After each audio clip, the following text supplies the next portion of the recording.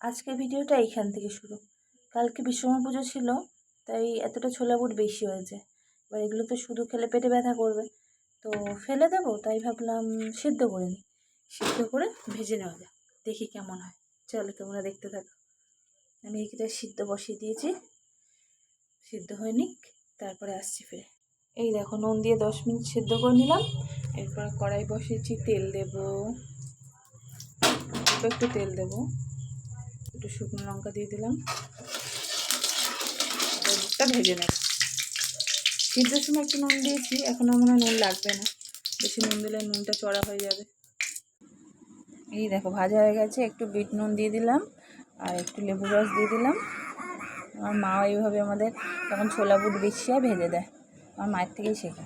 আর এদিকে আমার কর্তা মশাই ফুচকা নিয়ে এসছে, আজকে 2 রকম খাওয়াবে। তো এই আজকে ভিডিওটি এই অবধি, টাটা।